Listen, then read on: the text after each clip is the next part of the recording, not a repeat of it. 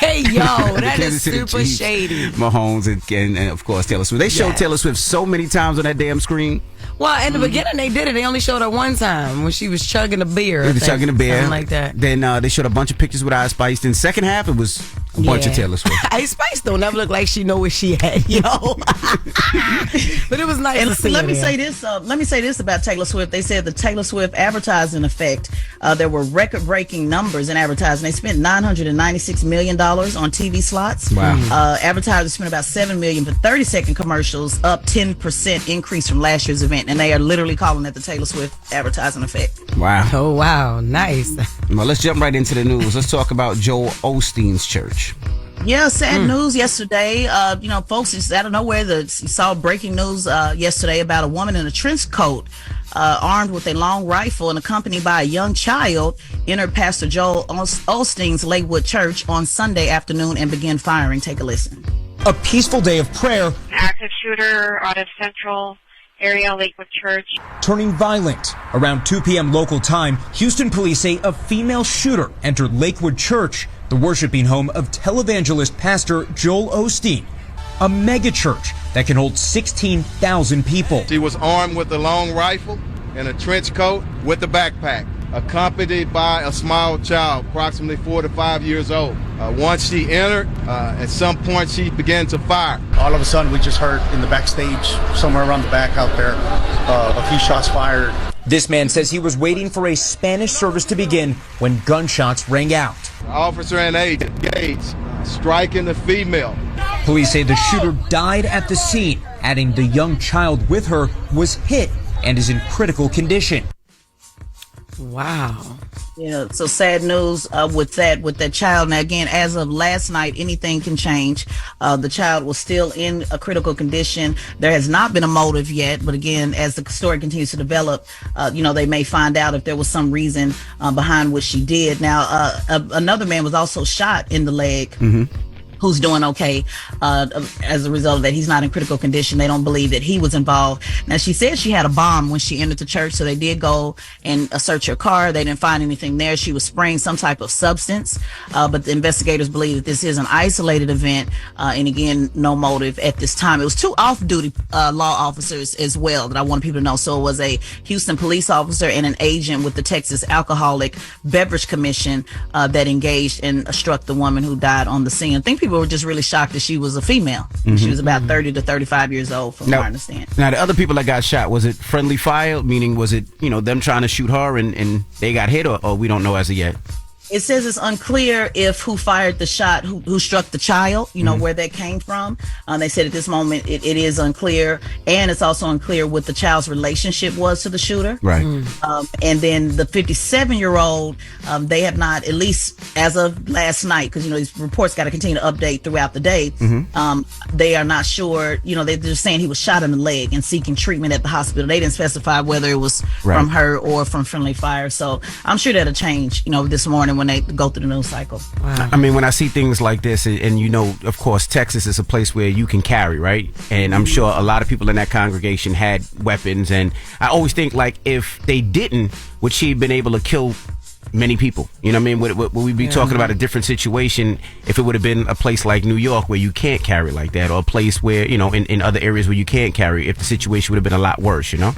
Well, the churches are on high alert. They've been on high alert, especially since we've been having this war. It's constantly been on high alert, but especially since we've had this war. Because remember, Bishop T.D. Jakes talked about this, I guess, when he was trending online about, his involvement and all the other mess that they were talking about. And he actually said that day that they were upping security. They've been upping security lately because of the threats they've been receiving. Mm-hmm. So the way these mega churches are set up, I've just belonged to one for years. When you walk in, you're just not walking in. They're looking. They're looking at. A lot of churches won't allow you to go in with trench coats. They won't allow you to have big bags. They won't have. So they are really, about their business on security. So you're not just walking in and just, doing whatever. And they look out for suspicious activity. So she was stopped, immediately. Now, Pastor Olsen said if this had been when they were changing, people walking through, changing services, it could have been much worse. Wow. So the timing of it was also helpful as well, according to what they said.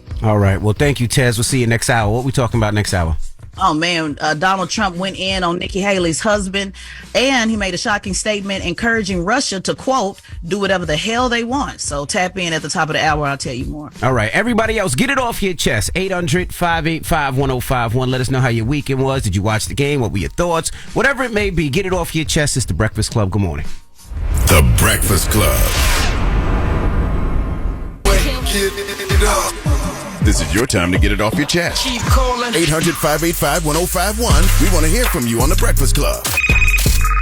Hello, who's this? Hey, what's up, Amby? What's up, Trav? What's up, Miss Jess Hilarious? How you, baby? I'm good, baby. How are you? I'm doing good, mama. Where is Charlamagne? Where that messy I'm bottom? right here, sis. Just walked in. What's happening?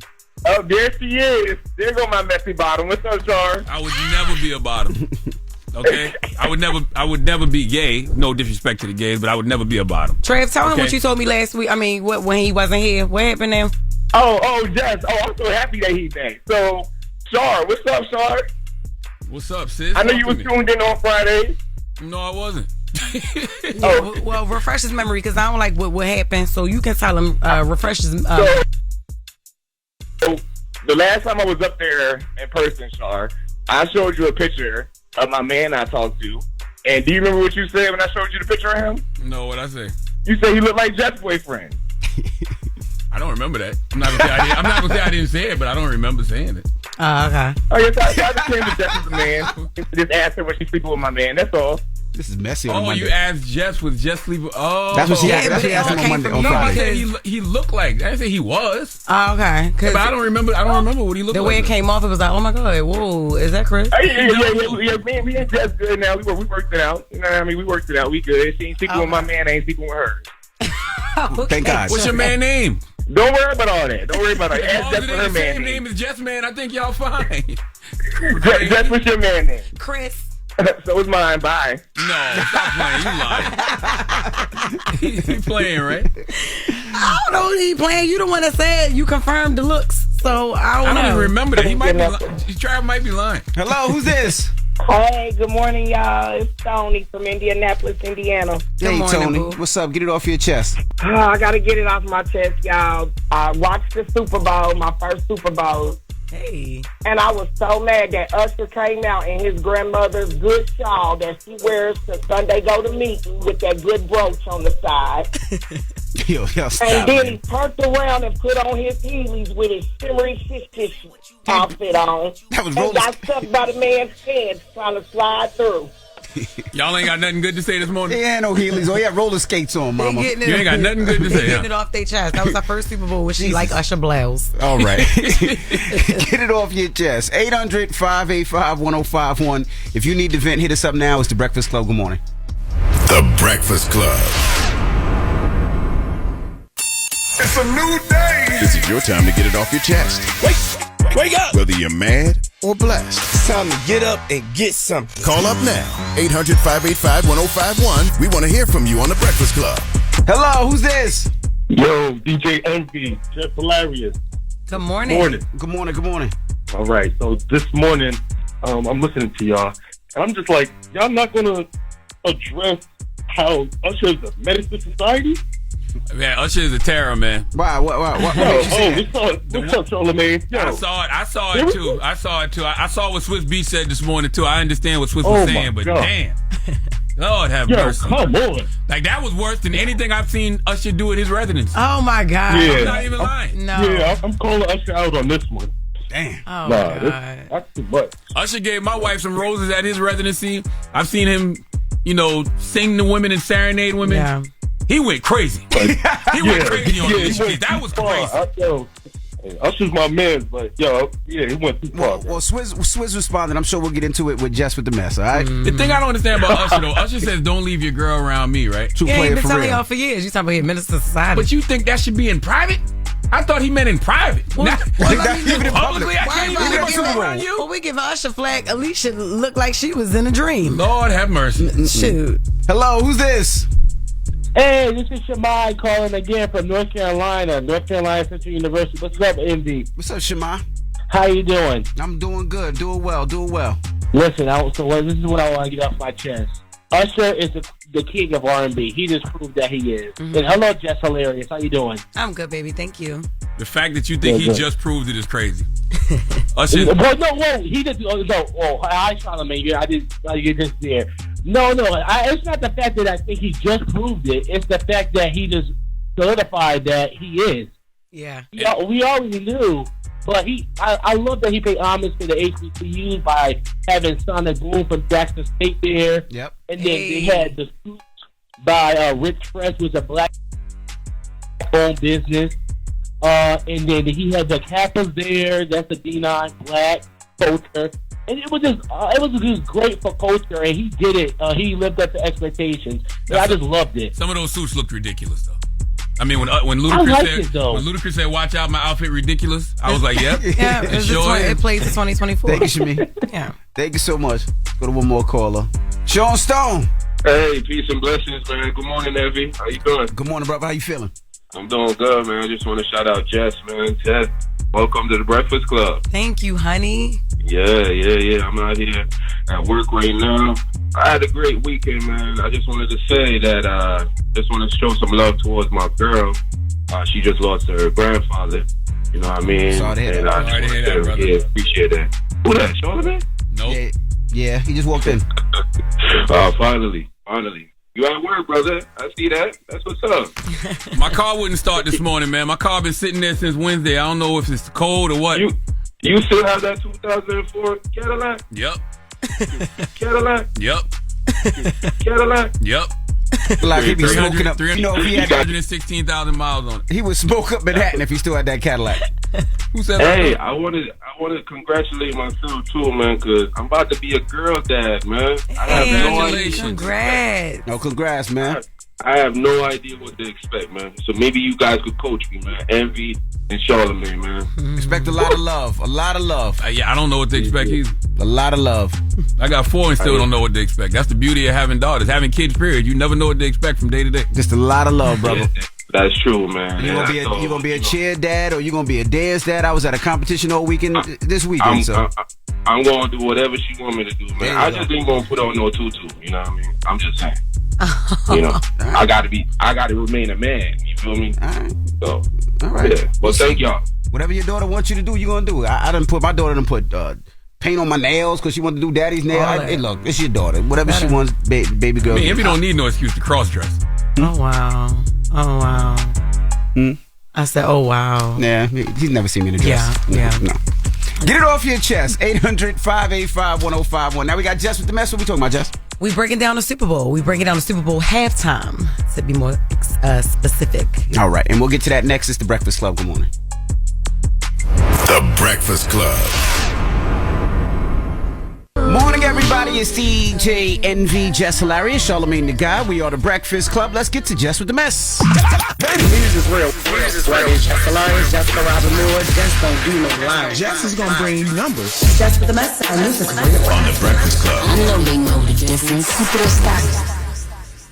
All right, last night was the 58th Super Bowl, and the halftime went to Usher. Listen, I'm going to just say that the Chiefs and the 49ers, they came to Usher's concert. Okay. And they were able to ball it out or whatever. And, of course, the Chiefs took it. But let's break down the halftime, y'all. I was excited to see, like I said, he wasn't stingy with the stage. Like he shared his stage with people that he had hits with over the past years or whatever. He brought out her. I was so happy. I was ecstatic to see her. And she did her thing. Ludacris, Lord John, Jermaine Dupri, will.i.am, who I thought was Kanye for a minute.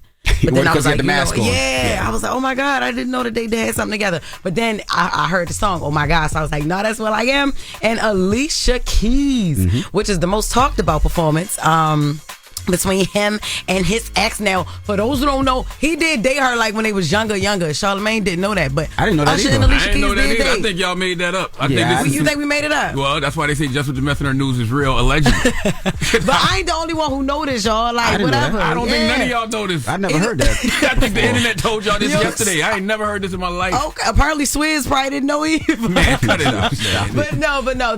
Listen, everybody mad at Usher for the performance because, of course, he was, touchy and feely. He was being Usher. He was being Usher. Sadly, that man is a menace, a domestic terrorist. They had to practice that though, guys. No, they didn't. They had to rehearse You that. could tell, no, Alicia looked surprised when he hugged her from behind. Swiss probably was like, that didn't happen in rehearsal. I was there. I've been here all weekend. I ain't see that. But a little recap played number 4. They did sound all right. It started when we were younger. You know now another brother's taking over, but it's still in your eyes. Now, she ain't hit the note that she was supposed to sing, because when he said, you were mine, she was going to say, you were mine. She ain't hit that. And then when she came in, I loved how she came in when she had that red cape. The red dress and the red piano was dope. Yes, y'all keep saying it's a dress. It's not. It was a cape. But I loved it. The red piano was dope. That was dope. Play number 1. That's how she sounded. Some people want it all. Yes, she killed it. It was just the first note. It was the first note, and but then she got it. what I found interesting is How on I'm supposed to hit YouTube. the right note when somebody hugging me from behind? No, this one was just at the piano. This one, she wasn't even being hugged. I'm just trying to shoot her some bail. No, it's okay. No, but on YouTube, if you go and look at the recap, I mean the halftime show, they actually cleaned up her vocals. I think it was like AI. Play number 2. That's what they got. Some people want it all. Yeah, so they cleaned it up for her. But play number 1 again, just so they remember. That's 2 different lyrics. You can't do that. Nuh-uh. No, it's the same. Play number 1 again.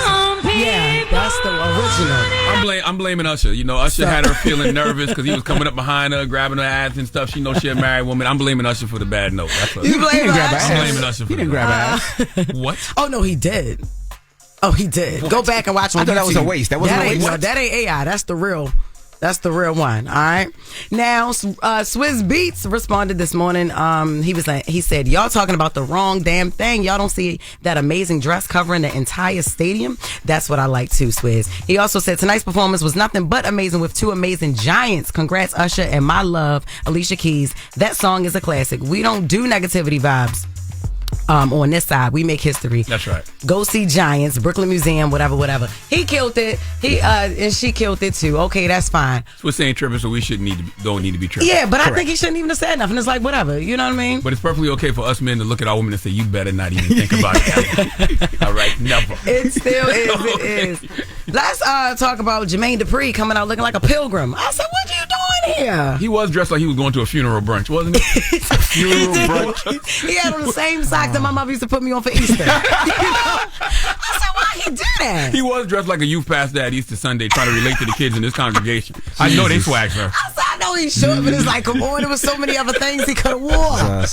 He was dressed like he thought Beyonce was putting out a Thanksgiving theme album in that country. That's what was going on. Lord have mercy, Jay. Jesus.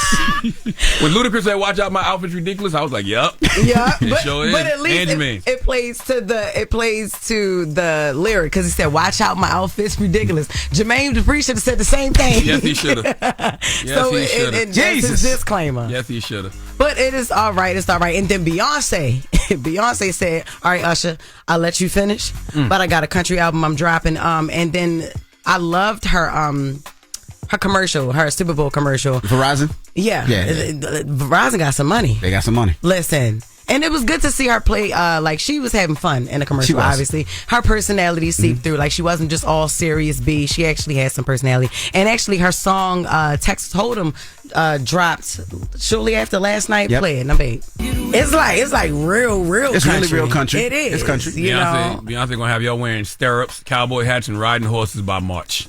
Guaranteed.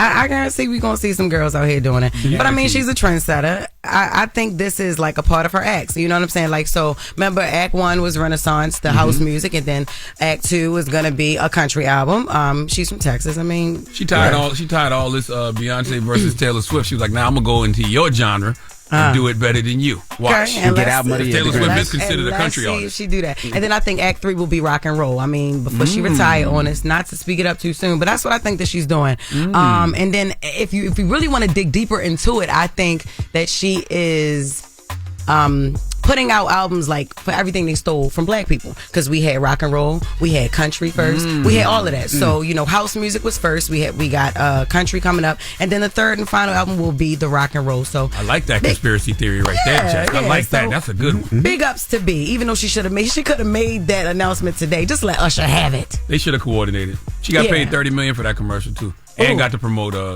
her new music. So how you know? What? That she got paid $30 million? Yeah. The same way you know Usher and Alicia Keys used to date. Oh my God. The internet. Something I just read somewhere. Okay, I'm all just right, repeating. cool. Well, allegedly, that is Jess with the mess. All right. So can we get into? Are we going to still talk about it in the next rumor? The Usher Super Bowl. What you want to talk about? What you want to talk about? Well, I was born in 1978. Uh-huh. Okay, in my professional opinion, not to be a prisoner of the moment, that show last night is either the greatest halftime show of all time, or in heavy contention for greatest Super Bowl performance of all time. It was an instant classic to me. It's top 5 for me.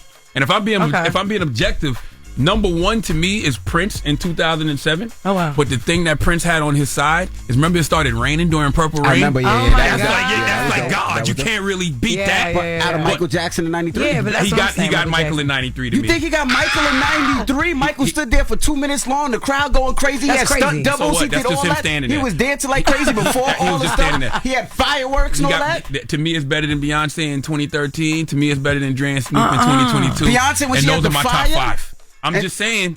The only one to me is Prince in 07, but that's only because Prince had the natural elements on his side. That's your So mouth. maybe I'm being a prisoner in the moment. I don't know. To me, it was the best I would say top 5. Now, putting the 5 in order is something else. And let's talk about that after front page news. 800-585-1051. What were your thoughts? Where do you rank this Usher performance? You got to be of a certain age to have this conversation. Because most people are not going to see Michael Jackson. They didn't That's see what Michael I Jackson. remember Michael in 93. Well, how about they pull it up on YouTube and then call in? Right. They got no time. 800-585-1051. I got one question. What? In the group chat, I said I was going to stand in with my legs open, and you were supposed to slide through my legs on the way in this morning. Like Usher did Will I Am. Yeah, you didn't see me ignoring the group? I never replied to that. Y'all only see that? No, but I know you saw it. Yeah. So where your skates and there go his legs. What's up? Front page news is next. Is the Breakfast Club. Good morning. You're checking out the Breakfast Club.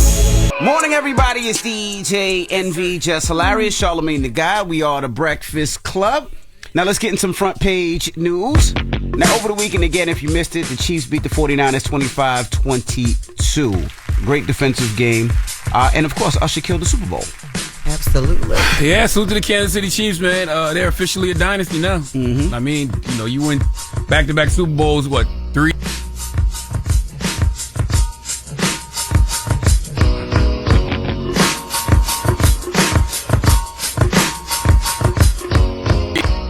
In the last 4 years, there hasn't been a team more dominant in the NFL. And I love it because my son is a Ravens fan, but he has favorite players, and his favorite quarterback is Patrick Mahomes. Really? So he really was happy. So I had to be happy for him. I was like, oh. Patrick is that dude. He one of them once in a generational talent. Well, Patrick Mahomes talks after the Super Bowl and talks about being a dynasty. I'm just proud of the guys that kept believing, and I'm proud of the coaches for calling up those plays. They got us some touchdowns there at the end. You know, you go on and win the championship, being the underdog the last 3 games in the playoffs. Maybe a lesson learned for everybody else out there in the future. Yeah, just know that the Kansas City Chiefs are never underdogs. Just know that. I'm just glad Travis Kelce didn't score the touchdown to win the Super Bowl. Wow. If Travis Kelce would have scored the touchdown to win the Super Bowl, then Beyonce would have dropped 2 songs for nothing. Usher would have performed for nothing. Because it really would have been all about Travis Kelce and Taylor. By the way, it already is. It is. But if Travis would have scored the touchdown to win the Super Bowl, oh my God. And do you know that we're making it more about her with all these hypotheticalnesses? He's like, scored a winning touchdown. And by the way, he almost did. The play before the touchdown, he was on the 5-yard line before he got tackled. I was like, here it go. Yeah, he was almost in. Here it go. He was almost in. But clearly the refs wasn't on their side in the first half. We actually knew that. Who told you that, Ashton? Yes. I know. So, all right. Don't matter. Your son told me. It was bad My penalties son in the teaches first me half. so much. I said, all right, now I'm writing it down like I can't wait to see this on the video tomorrow. Well, let's jump right into Trump, Tess. Yeah, let's jump right into it. As Donald Trump and Nikki Haley prepare to see who wins in South Carolina on February 24th, Donald Trump got personal with Nikki Haley's husband this weekend in South Carolina at a rally at the Coastal Carolina University in Conway. Let's take a listen to what he said and then Nikki Haley's response. Where's her husband? Oh, he's away. He's away. What happened to her husband? What happened to her husband? Where is he? He's gone. He knew. Donald Trump had a rally today, and in that rally, he mocked my husband's military service. And I'll say this, Donald, if you have something to say, Don't say it behind my back. Get on a debate stage and say it to my face. If you mock the service of a combat veteran, you don't deserve a driver's license, let alone being president of the United States. I'm 100% positive Donald Trump has no idea Nikki Haley's husband is in the military. I don't think he knows. I don't think he knows. He knows. She talks about it all the time. He don't have a clue. Nope. I don't believe he has a goddamn clue. I think he don't have a problem telling people in the military that they're losers. You know, he did that with John McCain, saying that he got taken by the POW. So he may know. Now I didn't hear the whole audio. So did he reference her husband being away in the military in that audio? He did not. He was just saying, where was she? And that's my problem with people. What? That's my problem with the media. What? You can't say how a person feels. She said he's mocking the fact my husband is in the military. How is that mocking the fact her husband is in the military? No, she just said your husband's not around. Exactly. How do you jump to the conclusion? I mean, how do you jump to the conclusion that he's mocking my husband being in the military? That, in a way, is kind of fake news, yo. Well, I mean, she said it multiple times that her husband is in the military active duty. Now, whether he listened to that or not, and again, it's campaigning. You're going to use whatever you can. But absolutely. Just for the point of reference, he is serving active duty deployment in Horn of Africa for South Carolina Army National Guard. He responded on X, formerly known as Twitter, showing a photo of a wolf, saying the difference between humans and animals would never allow the dumbest ones to lead the pack. So to your point, Charlamagne, she has said this multiple times. You're saying that you don't think that he did know? And you're saying the connection of mocking. I don't think he knew, and even if he did know, he never said anything about him being away in the military. All he said was, "Where is Nikki's husband? Where is it? Where is he?" For people who don't know, who haven't been paying attention, they probably like, "Damn, where is he?" All you gotta do is answer the question. My husband is away in the military. But let's see about this one. Let's see if this is a little bit more clear about what Donald Trump said when we talk about his comments of NATO. Now, at the same rally, he encouraged Russia. Those were 100% clear. Yeah. So he encouraged Russia to do whatever the hell they want to any NATO country that does not pay enough. Let's take a listen to that. One of the presidents of a big country stood up and said, well, sir, if we don't pay and we're attacked by Russia, will you protect us? I said, you didn't pay? You're delinquent? He said, yes, let's say that happened. No, I would not protect you. In fact, I would encourage them to do whatever the hell they want. Those comments were 100% clear, and that would absolutely lead to World War III. Absolutely. And just so people understand, it's not that NATO does not have a bill that they pay. They are encouraged to invest 2% of their gross domestic product into this fund. And many of them have not been meeting that target, but it's not a delinquent, bill type of thing. So they haven't been meeting, a lot of them haven't been meeting this target for years. And Trump has always complained about that other countries in NATO don't spend the amount of money that the United States have, which is, a valid complaint, but just want to be clear, it's not a bill. He's always threatened to withdraw the U.S. from NATO, but his comments Saturday were the most direct indication that he does not intend to defend NATO allies from Russian attacks. President Joe Biden said Sunday that Trump is making it clear that he will abandon our NATO allies, and that Trump admits that he intends to give Putin a green light for more war and violence to continue his brutal assault against a free Ukraine and to expand his aggression to the people of Poland are appalling and dangerous. Yeah, and several other people spoke out on. Yeah, and that's what the media should be focused on. Like, those are comments that will 100% lead to World War III if they were to ever happen. Like, if he was to ever do that. So it's just like, that's what people should be focusing on. That is a comment that people should take and posterize and play in media over and over and over and over, especially the Biden campaign. Now, for people that don't know what NATO is, I mean, we all learned it in school. You want to break down what NATO is and why NATO was, there to protect some of those countries? Yeah, thank you. So NATO stands for North Atlantic Treaty Organization. It was founded in 1949. It's a group of 31 countries from Europe and North America that exists to protect the people and territory of its members. The alliance is founded on the so saying, "Oh, you on your own." Yeah, Russia, not only you on your own, but do whatever the hell you want is a really alarming statement, very dangerous. Yeah, Trump is really the worst bill collector ever. I mean, he'd be a terrible landlord. I mean, we know he's already been a terrible landlord, but he won't give you no grace. Nope. You late a little bit, you delinquent a little bit, you let a whole country attack you, attack them? That's crazy. Yeah, and the thing is, it's not delinquent. That's the whole thing. It's a fund. You know, you put money into a pot. You know, in simple terms. You know, they're saying everybody should pay their fair share, and you know, which I get the gripe of it all, but it's certainly not a requirement. It's just a request. So, all right, there it is. And that is Front Page News. Thank you, Tez. Absolutely. And make sure you follow at Tezlin Figaro on all social media platforms and subscribe to at Tezlin Figaro's podcast. It's Great Shot No Chaser podcast. Subscribe. On the Black Effect iHeartRadio podcast network. Subscribe. Subscribe. Oh my God. Subscribe. All right. All right, and let's open up the phone lines. 800-585-1051. Usher's performance last night. Where do you rank that in Super Bowl performances? I got it. I maybe I'm being a prisoner of the moment. To me, it looked like and felt like the greatest Super Bowl halftime show I've ever seen. Now, I got a top five. My top five is in really in no order except for number one. I got Michael Jackson in 93, Dre and Snoop in 22, Beyonce in 2013, and Prince in 07 was my number one because you go back and watch that. Prince started playing Purple Rain and it started raining in Miami, yo. Like, that's just God. I watched that this morning too. But that was dope. Usher, man, last night, just the production, the showmanship, the catalog of music he got. I felt like it was the best one I've ever seen. I don't know. Usher in 93. This is before, I said Michael Jackson in 93. This is before they had all the things that they can do. And that's number one for me. Like, they didn't have none of that in 93. But that's why it's hard to compare. But Michael still had stunt doubles popping up on top of the stage. You and know where he was in the crowd. And them stunt doubles look so terrible now when you watch it. Go back and watch it now. You like, that clearly was not Michael. Okay. Well, when I was in the moment, I thought it was. And he just stood there for mad long. And people cried and cheered like crazy. Time. What are you talking about?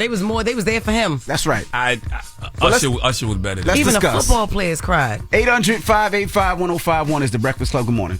The Breakfast Club.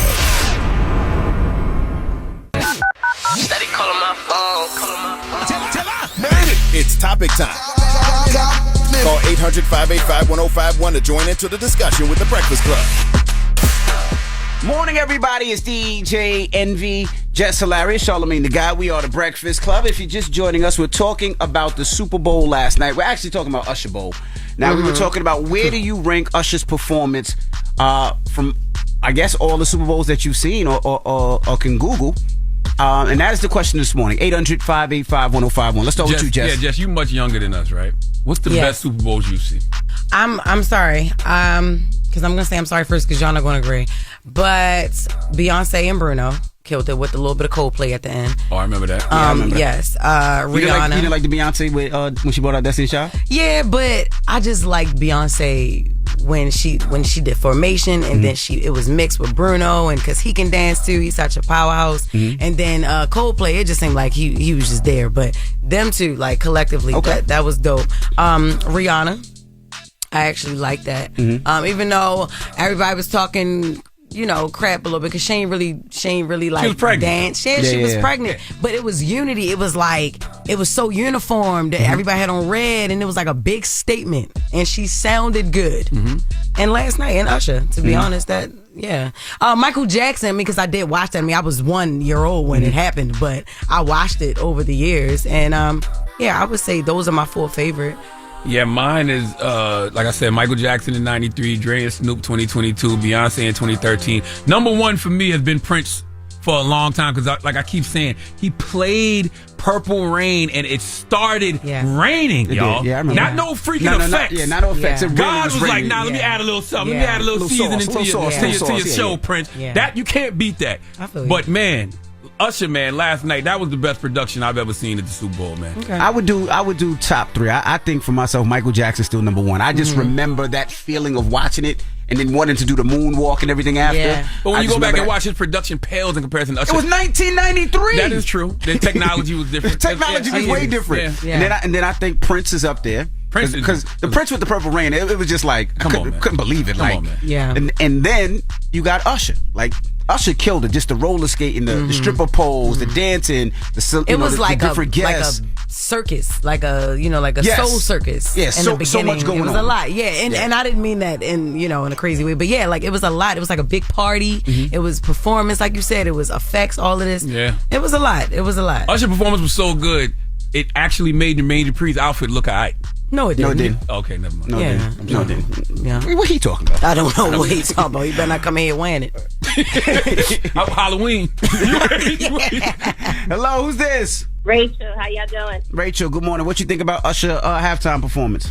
I didn't wait to get in my car this morning. I prayed this was the question. Charlamagne has never been more right in his life. Okay. Nobody's messing with Usher. How old are you, mama? I am 49, be 50 this year. I called y'all before. I'm from Unc's Place in Harlem, the juice bar.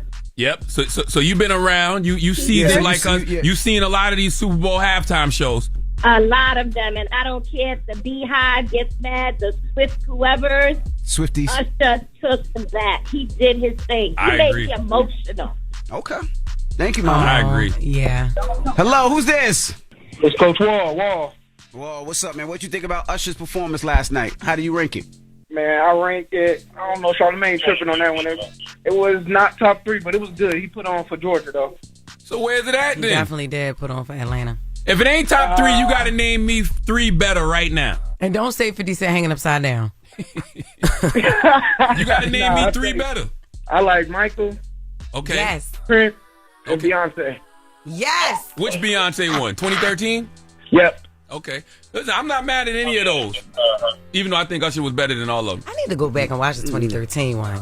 Yes, because what year was her and Bruno? Her and Bruno was after 2013. It was like 16. It might have been the very next year, 2014, 2015, maybe. I don't remember. I thought it was 16. Need to go back and watch 13. Hello, who's this? TJ from Atlanta. Hey, from Atlanta. What's up, man? TJ. We're asking Usher's performance. Where do you rank it, brother? Top 3, definitely between him, Mike, and Prince. I gotta kind of give it to Mike because if you remember, no one knew which Mike was coming out first. Like he applied in like 3 different spots. That's what I was saying. That was the stunt doubles. And he popped it off. Yes, that was the stunt doubles. They're saying that performance actually made performers start really putting money and investing into their halftime performance. It was like that was the start of it. Yeah. Yeah, you got to give it to Mike. Even though Prince had that Purple Rain, I don't know, everyone got goosebumps during that time. But see, that's what I mean. Like we're basing it off nostalgia, right? Like I got Prince #1, but I got it because he was playing Purple Rain and it started raining. I'm just talking about a pure production. Prince production wasn't near Michael and Usher's. They didn't have technology like that. Prince was in 2007. Yeah, but we're 2023. It's not like Usher was out there with AI, bro. He just had a big production. He had a big production. I don't know, man. I got Usher #1. I got to give it to Usher. I don't want to say right now because I don't want to be a president Usher #1?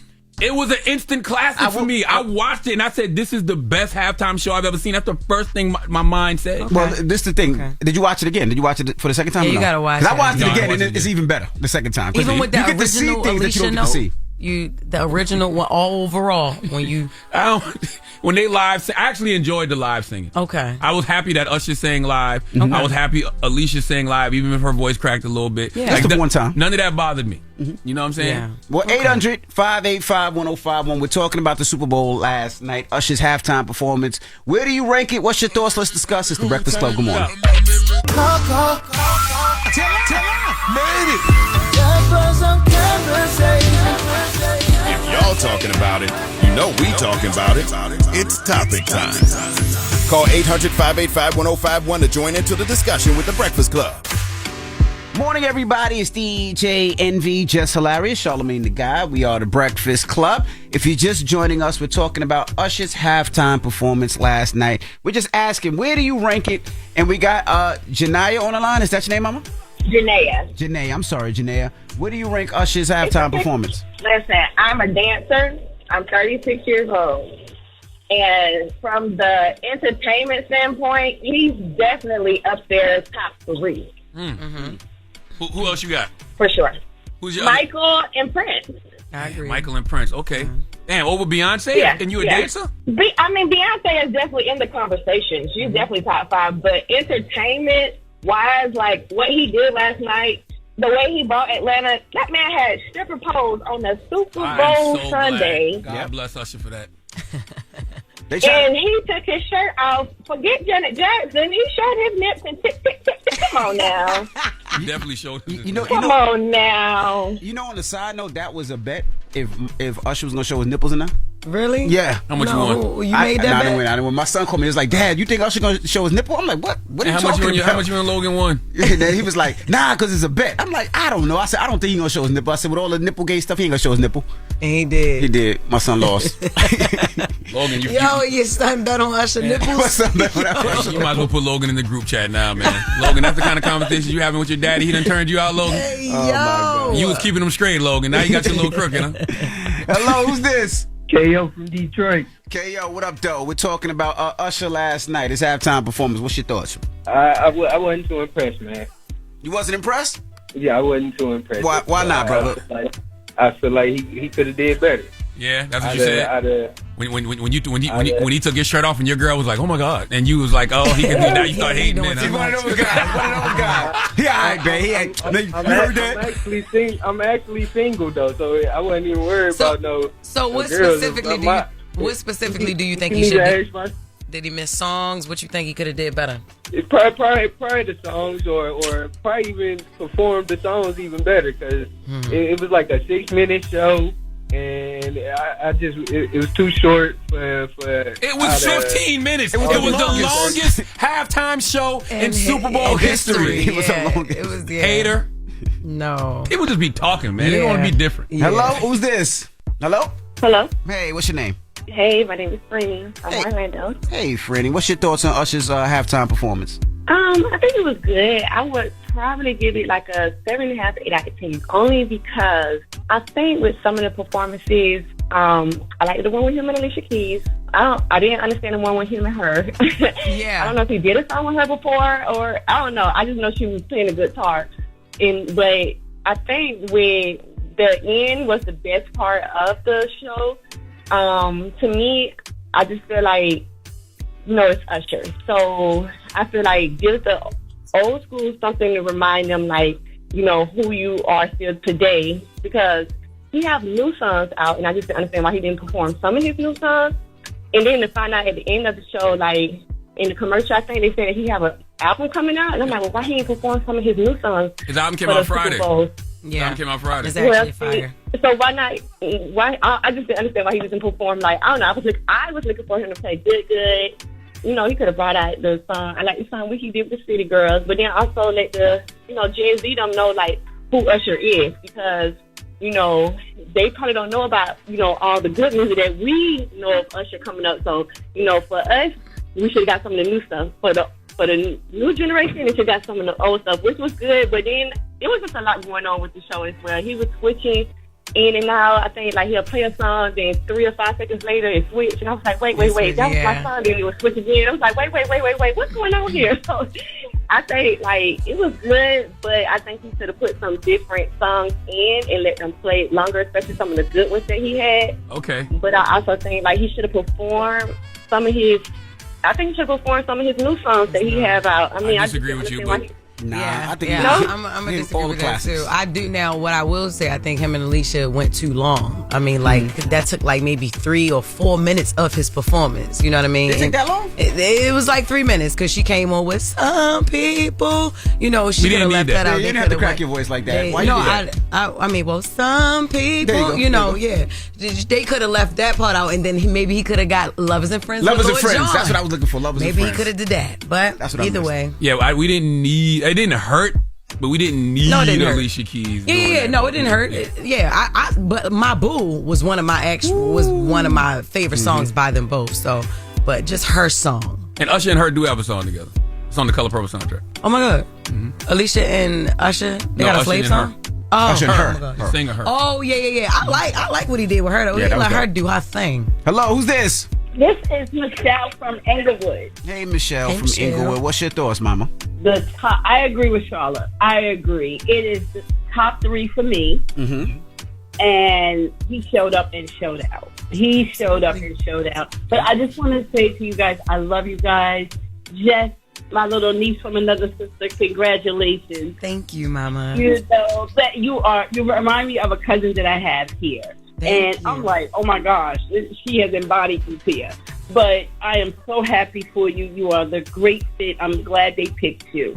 And Mr. Saba, I got that family from 843. Hey. Low country all day. Somerville, South Carolina. One of my first cousins has a pest control business on Highway 17. Oh, okay. Salute to everybody Yes, on Highway Eric 17A. Sellers. What's his name? Eric Sellers Sr. Okay. Salute to Yes, Eric. but I will say R.B. Stall is the best high school over there. All right, mama.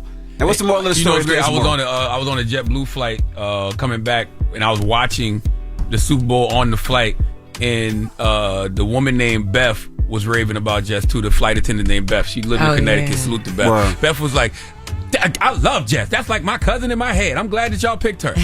There you go. Thank you, Beth from JetBlue. Yeah, salute to Beth from JetBlue. Are you going to discuss next hour while you in no, LA?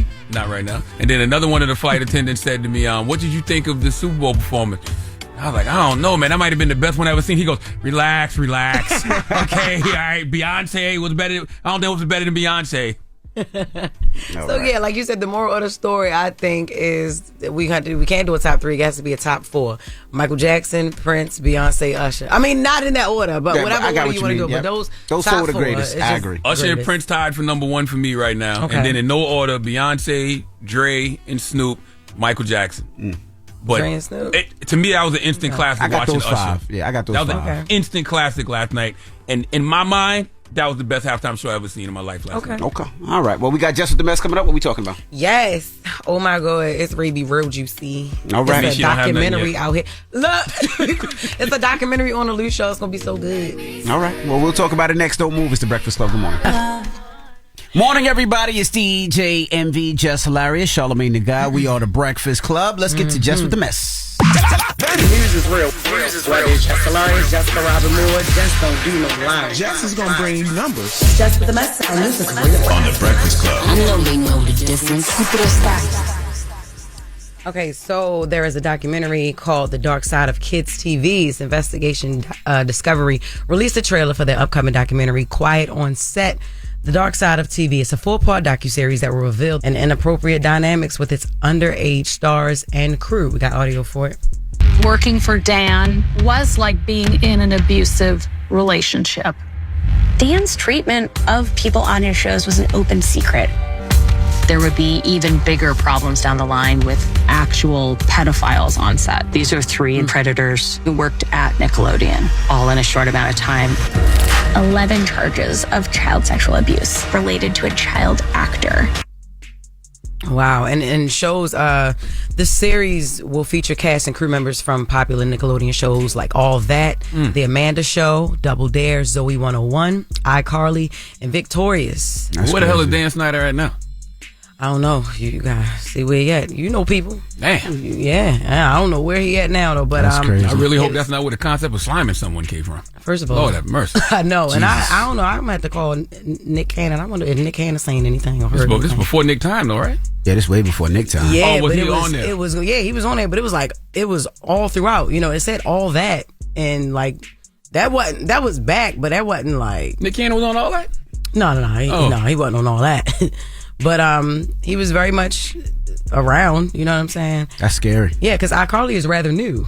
Zoe 101 is rather new. You know, these shows are like shows that my son still watch. You know what I'm saying? So, yeah. Oh no, he was on All That. Yeah, well, yeah, but he just wasn't a main character. But he was there. Amanda Bynes. Yeah, he's all on of that them. season 5. I'm looking at it. Yeah. Yo, that is scary. Could you imagine is. you have kids and you think Nickelodeon's this happy, fun place? And Yeah, I guess anything could happen anywhere. Man, but you damn, shouldn't that's trust scary. your kids around nobody, But it's especially been- in Hollywood. Absolutely. It's not been at all. kids coming out over the years. I believe Amanda Bynes is the first one to actually speak. Well, not the first, but she's the most popular kid to actually speak about something like this.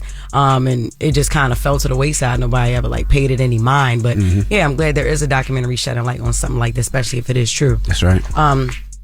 More news. Lotto denies Sunday service as a diss track. Lotto wanted to clear up some things about her new single, Sunday Service. She went on live. Baby, didn't nobody say that song was no fucking humming. Didn't nobody say that. Y'all just be jumping to conclusions, then be mad at me. I ain't never said that. It's a motherfucking in there, but I ain't say that was no fucking diss song. And I did not say that it was paying homage in the song. They asked me, blog said, Lotto new track, da-da-da. I'm reading this shit like, who the said that? Be mad at yourself for believing your own assumptions. I ain't never say that song was no diss song. Who the said that song was a diss song? Y'all know how I get down with the diss song. Stop playing. Yeah, I mean, and to her point, when I heard Sunday service, I mean, I did say it was like, I say it was weak, but I was just like, I mean, those 2 or 3 little bars, 4 bars about Spice, I just felt like, you know, that was a little smack on the wrist. She could really go in if it was a diss. Like, we know Lotto. But then remember I said last week, I said she was in a Sprinter and she was playing a snippet. Is this probably the video that the Sprinter be having? Because if you ever go in a Sprinter, they just always have videos on. Right. And that's the exact same thing she said. She said it wasn't going to Ice Spice. Full-fledged diss track, but she did imply that it possibly could be a lot of smoke. I mean she pulled up to the Bronx in 20 different Ubers. I mean, but this was after. That's just a line. Or the 20 car services. But this was after. She went to the Bronx. But Ice is the one that went and, you know, made it like that. You put me in the back of your little weak ass snippet. Like, that's what she said. You know what I'm saying? What she like, and, you put me in the back of your little weak ass snippet. Okay. Hey, who plus one was Ice Spice last night at the Super Bowl? Taylor Cousin. They that cool? She opened up for Taylor on tour. They did. Remember? Yeah. You don't remember that? I actually reported that up here. Yeah, they had a song. They had a song? They had a song too, yeah. Damn. Yeah. Taylor gonna be on Fart Remix America. Y'all knew that? But that's what I'm saying. Ice Spice actually said Fart was a diss track before anybody even figured that out. And people were still like in question, like, it is? You know what I mean? So, I mean, that could have been about anything. But Lotto also went on $1 million worth of game. Shout out to Gillian Wallow. And she clarified it more. Ice Spice being in the back in that video, was that the wreck hit?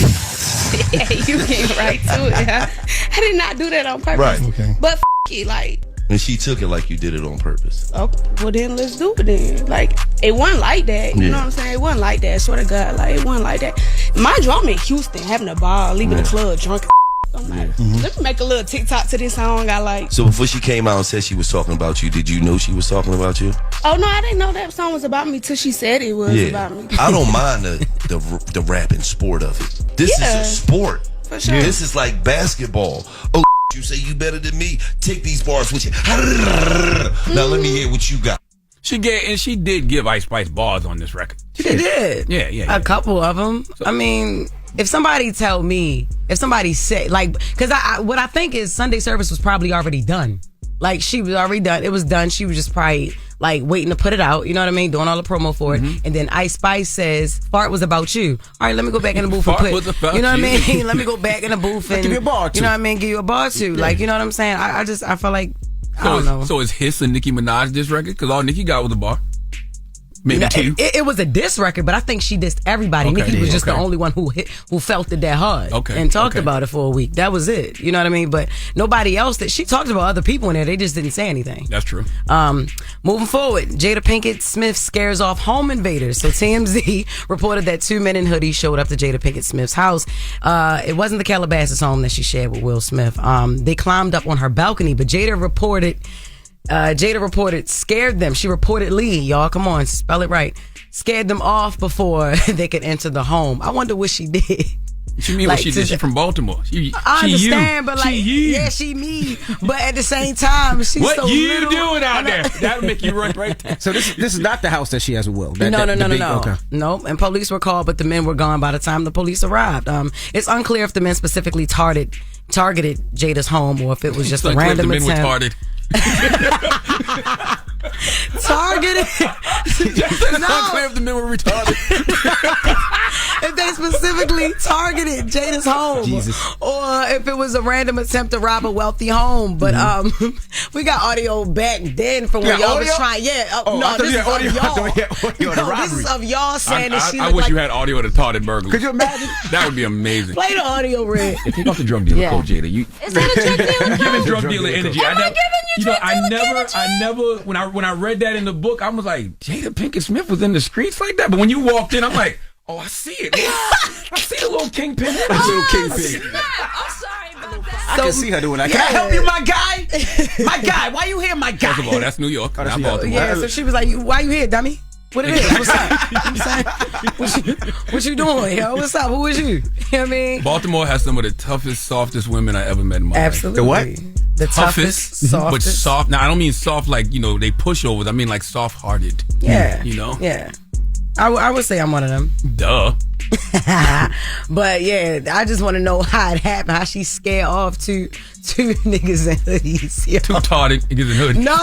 No. Two tarded dummies in hoodies. Oh my gosh! All right. But that is Jess with the mess. All right, Charlamagne, who you give me a donkey to, man? Man, 4 after the hour, we need Representative Matt Gaetz, Representative Mike Loychick, and conservative pundit C.J. Pearson to come to the front of the congregation. They have a problem with the Black National Anthem, y'all. We'll discuss. Oh boy! All right, we'll get to that next. So don't move. It's the Breakfast Club. Good morning.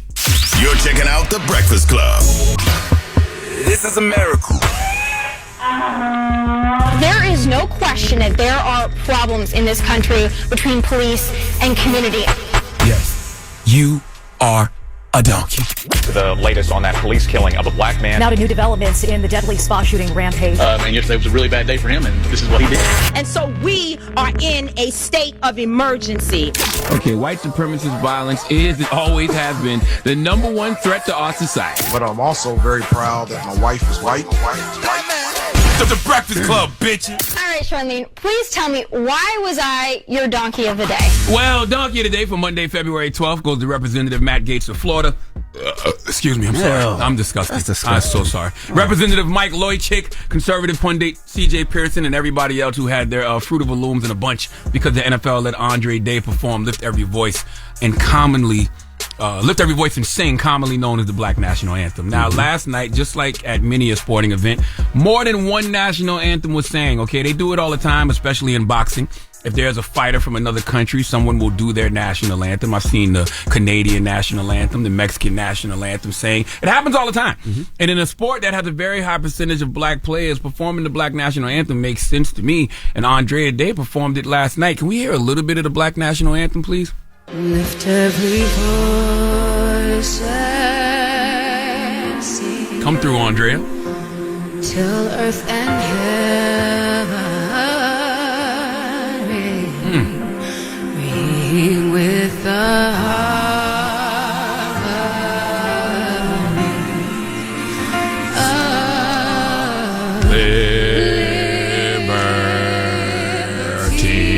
Okay, now Representative Matt Gaetz said on X, they're desecrating America's national anthem by playing something called the Black National Anthem. Mike Loychick said, there's no such thing as a Black National Anthem. We are all Americans united by our great and beautiful Star-Spangled Banner. The Super Bowl is supposed to bring us together. It's a disgrace that the NFL decided to push the politics of racial division again. C.J. Pearson wrote on X, before tonight's Super Bowl, as a young, black, and proud American, let me make myself clear, there is only one national anthem, as there is only one United States of America.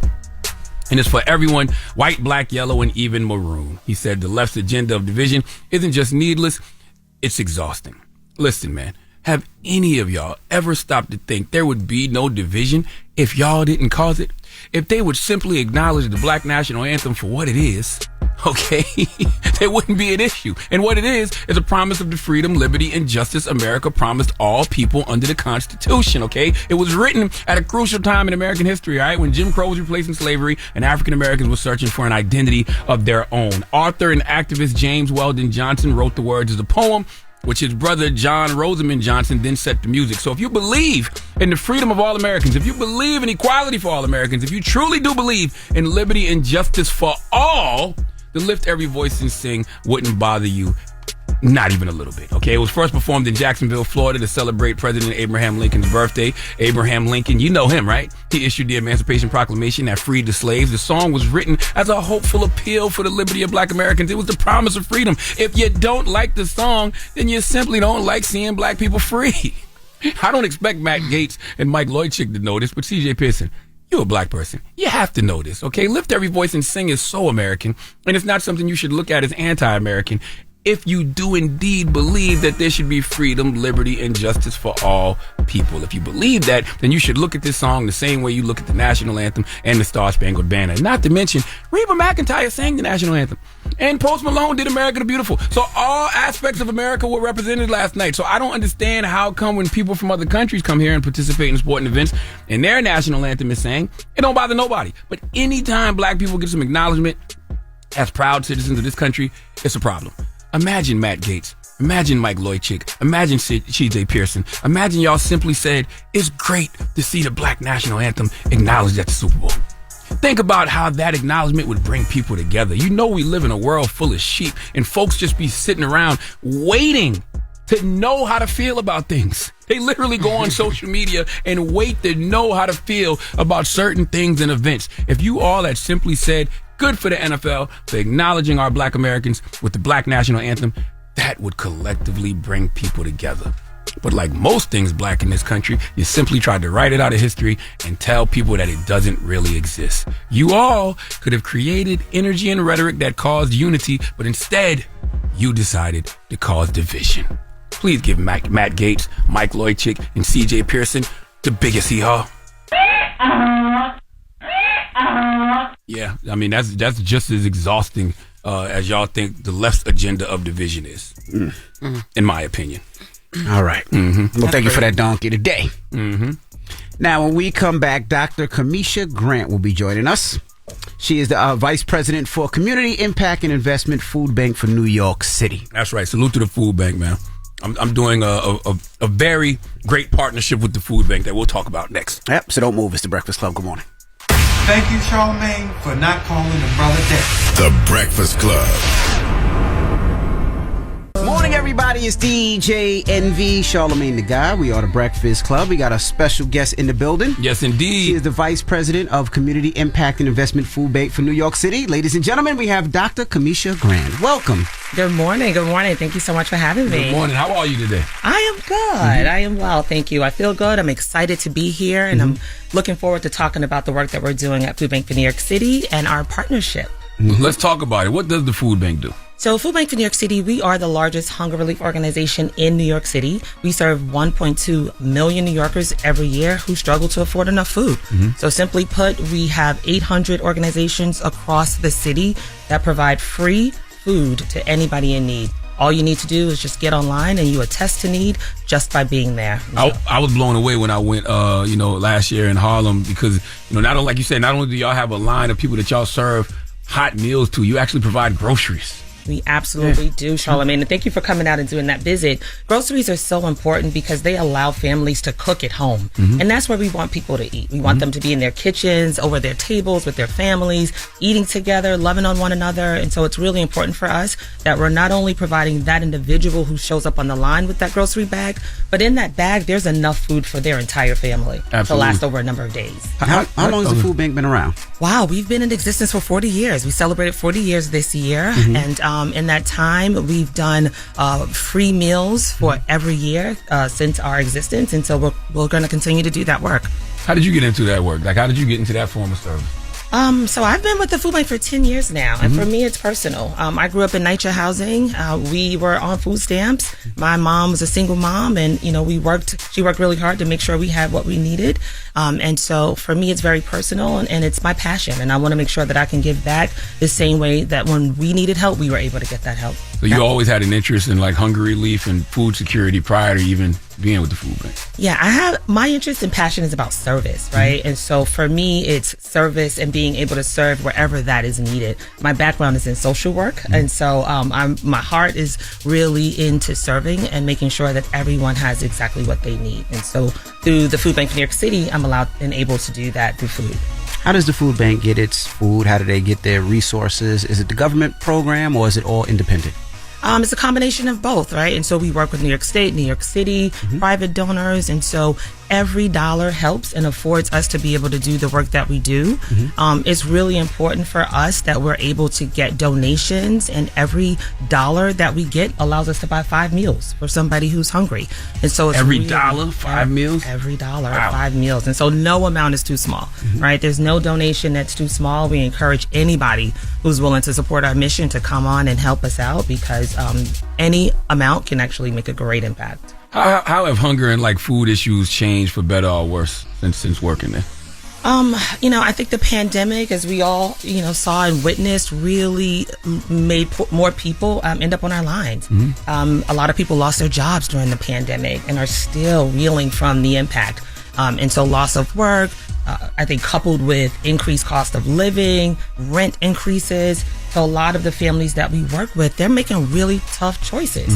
Should I pay rent or should I buy food? And, seniors are looking at medication costs. They're like, can I get my medication today?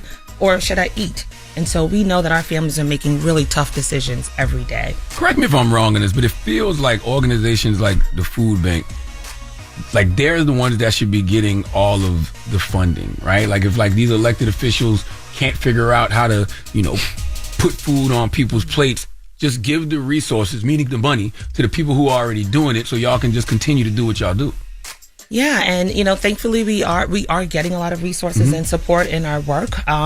We know our constituents and their needs, and so that's a really important factor. We want to make sure that we can meet them where they are.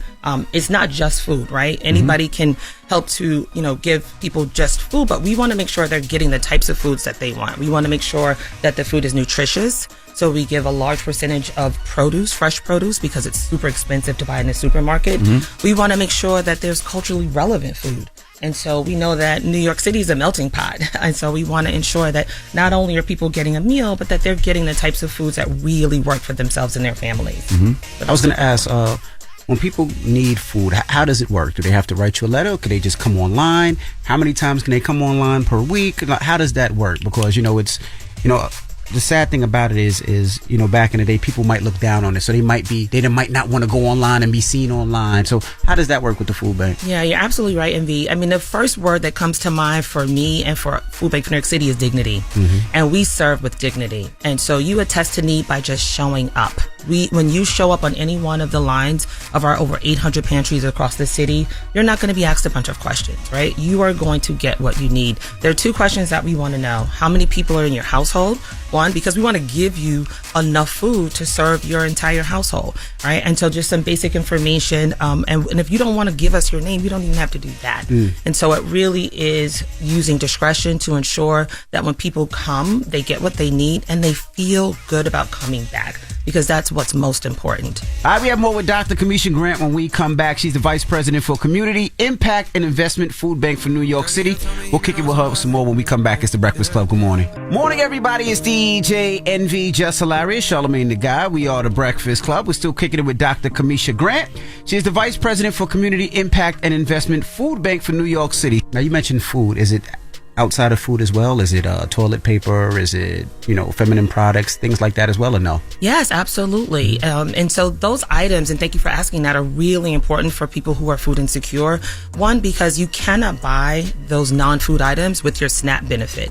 And SNAP, as you know, I'm sure, is previously known as food stamps. And so it's really important for us to be able to have those non-food items, including baby items and diapers. Many of our families have small children in their homes, and so you can go to any one of our pantries and also be able to receive those items as well. And additionally, we also at Food Bank for New York City, our goal is to ensure that we're helping the whole person. And so we have the food, but we also can assess your needs for SNAP, your eligibility for SNAP, and make sure that you are connected to that benefit, because SNAP is the leading benefit that allows anyone who's food insecure to shop in a supermarket. And that's where we want people, not on pantry lines. We want them in the supermarket. And so you can go into any one of our pantries and they can actually work to ensure that if you are eligible, that you can get connected to SNAP. The food bank has been around for you said 40 years, and I've been doing radio for 20 years, and I remember partnerships and hearing about the food bank a lot early on. And then it kind of slowed down a little bit and you didn't hear about it as much. Was it because of the funding? Was it because of COVID? What was the reason why? Because it seemed like it slowed down, and I'm starting to hear it more and more and more now. Yeah, we've been doing this work. We've been steady unfortunately, for the past 40 years. And I think, just as you said, the increase and the influx really tied to the pandemic and also tied to the migrant crisis, right? And just to really, underscore. And I asked that after, can migrants go as well? Yes. Anybody can go. Just don't let them cut the line. Yes. Over people. Anybody. That's from here. Anybody can go. That's going to be World War III if you do that. Yeah, our organizations have a very fair process, and so they are very intentional. They form, and you've seen our line, Charlamagne, you've been out, and so they form the lines and just make sure that everyone is there. They're getting what they need. You can get water while you're waiting in line. Again, it's about dignity. It's about service. It's about people feeling comfortable and knowing that this service is here for you. And we want to make sure that you understand that, and if you need it again, that you feel good to come back. And what are we doing? Because, I saw the work that the food bank was doing, man, and I feel like that's one of the biggest things that people that just they're trying to keep food on their table. So y'all are doing that. So I want to help amplify that as much as I can. So what are we doing? We are working together, Charlamagne. Right. We are so excited for this partnership. As you just stated, you have seen what we do, and you have come on board to be one of our ambassadors, and we are so excited to have you. Your platform is one that will help us to elevate the voices are really around this issue, and so we're really grateful to have you as a partner. We're going to put you to work now, so get ready. Let's do it. Get ready, but we want to make sure that we can keep the word out there about the need in our city around food insecurity, and we want to make sure that as many people who want to get involved, as many celebrities, as many just everyday people walking around who want to get involved know how they can do that. And Keenan Thompson is one of the ambassadors as well, right? Absolutely. Keenan is our ambassador as well. So you guys will be working together. And as I said, we're going to keep you busy. So we hope you're up for it. Let's do it. I mean, I'm all about keeping food on people's tables, keeping food in people's stomachs, man. Because every time you have conversations with everyday working class people, all they care about is upward mobility. And it's the basic necessities, right? Keeping a roof over their head, keeping food on their plate. So y'all do a great job of doing that. So I'm very happy to be a part of what y'all doing. We're so excited. Excited to have you on board. How can people get involved? If they want to get involved, how can they help? How can they donate? How can they volunteer? How can they? Great question. And I would say the first thing you want to do is go to our website. So www.foodbanknyc.org. On our website, you can actually find ways to donate. You can find ways to volunteer and to get involved in the fight and really elevate your voice using our advocacy platforms. And so those are the three key ways that anyone who is interested in helping can join the fight. And I think the donation part is, great because, like you said, anybody can help. $1 can provide 5 meals to people. Like, come on, go donate $1 right now. Like that costs you nothing. Right now, absolutely. Right. All right. Well, we appreciate you for joining us again. That's Dr. Camesha Grant, and giving the website one more time. www.foodbanknyc.org. All right. It's the Breakfast Club. Good morning. Thank you. The Breakfast Club. Morning, everybody. It's DJ MV, Jess Hilarious, Charlamagne the Guy. We are the Breakfast Club. Let's get to Jess with the Mess. News is real. News is real. Jess Hilarious, Jessica Robin Moore. Jess don't do no lying. Jess is going to bring you numbers. Jess with the Mess. I news is real. On the Breakfast Club. I know they know the difference. Keep it a stack. Donna Summers and Ozzy Osbourne didn't clear samples for Kanye West. So Ozzy Osbourne was the first person to speak out against Kanye using his record without clearance. Kanye sampled a live Black Sabbath performance of War Pigs in a song Talking once again that he got with Ty Dolla $ign in Northie. And Ozzy Osbourne went on Instagram and said he asked to use permission to sample a section of my song, blah, blah, blah, and was refused permission because he is an anti-Semite and has caused untold heartache to many. He went ahead and used the sample anyway at his album listening party last night. I want no association with this man. Well, Kanye can't be surprised at that. Yeah. It was interesting, though, that, Ozzy Osbourne made those statements about Kanye, but then immediately the internet started pulling up receipts on him. And they said in a 1982 interview, he said he kind of admired Hitler. They asked him, who do you think has influenced your stage show the most? And he said Adolf Hitler has charisma in a bad way, and I kind of admired him. Wow. So, okay. They're pointing out what they call hypocrisy. That's one thing the internet will not let you do. Be a hypocrite. They will not. They'll find it. Yep. Shortly after, Donna Summers' estate also revealed that they denied Kanye clearance of I Feel Love by Donna Summers, but he still used it on his song Good Don't Die. They shared a statement on the official Donna Summers Instagram story. It said Kanye West asked permission to use Donna Summers' song I Feel Love. He was denied. He changed the words, had someone else re-sing it, or used AI, but it's I Feel Love. Copyright infringement. Take a listen to the Kanye did to it.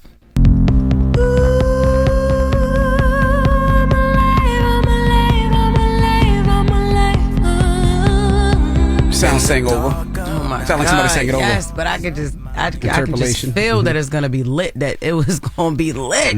He is a genius. Well, a lot of people was arguing in the comments like, "Wow, her estate just let Beyonce use it," but I mean, they have the right to. Beyonce didn't make anti-Semitic statements, y'all. That's the Come point. on, man. Why we act so stupid and clueless here? I know. Like Beyonce didn't make anti-Semitic regardless, statements. it's her song. She could decide who she wants to clear it for and who she doesn't want to clear it for. Yeah, her you know estate. What I mean? She can. Yeah. Her By the estate, way, I should say. This might impact Kanye more than anything. Like, because if he can't sample the music he Creativity. creativity. Yeah. Because, at the end of the day, music is the thing that he had left. Yeah. But if they're blocking him from not being able to sample records, oh, man, that might impact him more than anything. Yeah. Because then what does he do? Just walk around looking stupid and all leather in the summer?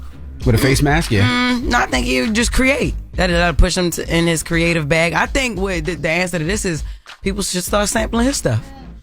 Without permission. It's a sample of a sample. They do, but Kanye's like a sampling Sample master. master. Yeah, like he's been able to pull out sounds that nobody has ever heard, and the way he puts them together just sounds amazing. And like Charlamagne said, if he can't do that, and that's what he does, and that's what he's been doing, that's gonna hurt. What happened to the 40-minute apology he was coming out with? Wasn't he say it was a 4-hour apology? Wasn't it supposed to be 4 hour? It's supposed to be some long apology, like a 2 hour. I thought they said. What happened to it? I don't know. Jesus, I know we better be included. That's a long time.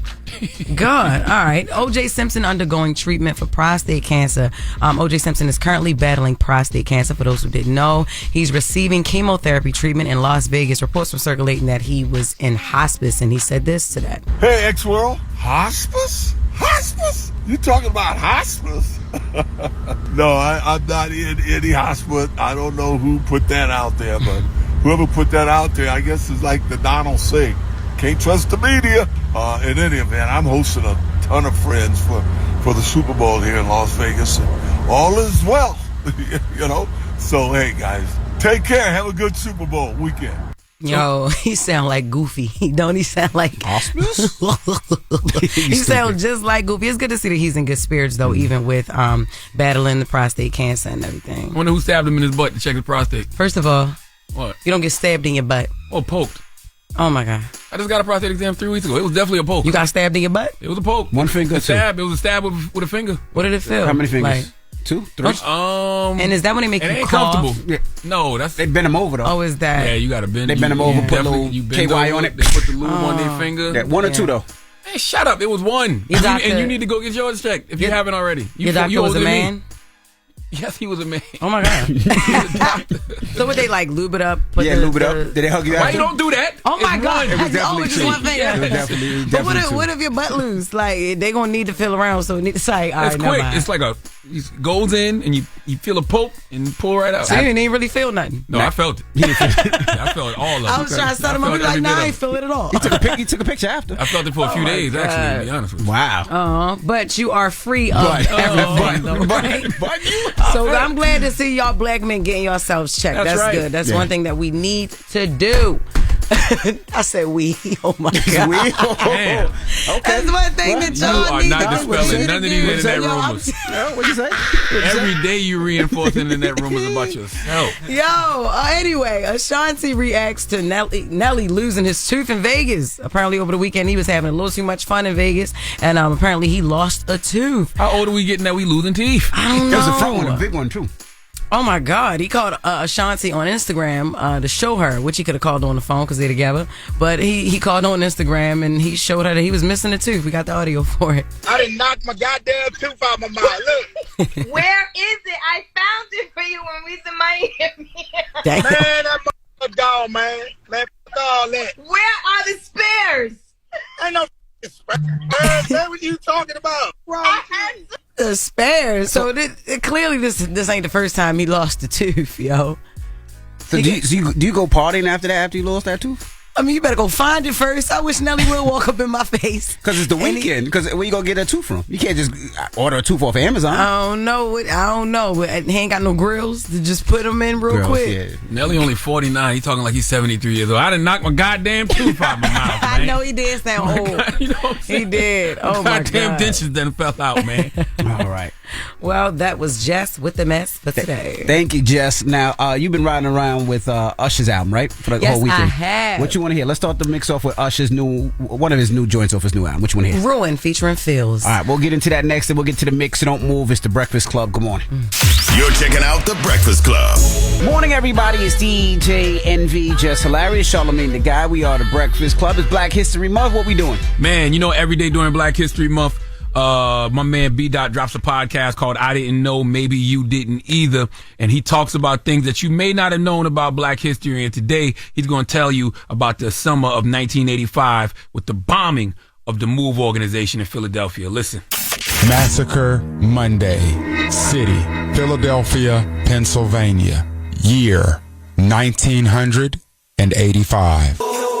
Now, this was crazy to me. In 1985, a lot of us were alive. You dig what I'm saying? Living life. Also in 1985, there were folks dying by the city of Philadelphia while living in Philadelphia. I first have to introduce you to the MOVE organization. M-O-V-E, MOVE. It's not an acronym. John Africa founded it, and he said he wanted the name of the organization to be exactly what they intended to do. Move. Everything that's alive moves.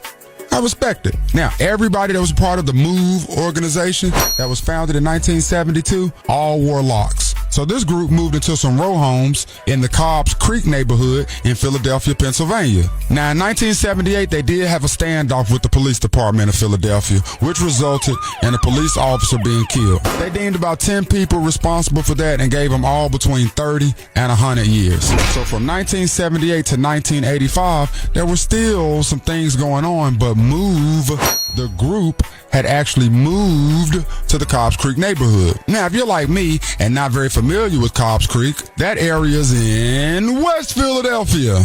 Now, be clear, the neighbors had complained to the city for years about trash around the building, confrontations with the neighbors, bullhorn announcements of political messages by the MOVE members. So the police got arrest warrants, and by 1985, they was charging 4 of the MOVE occupants with crimes: noise violations, contempt of court, illegal possession of firearms, terroristic threats.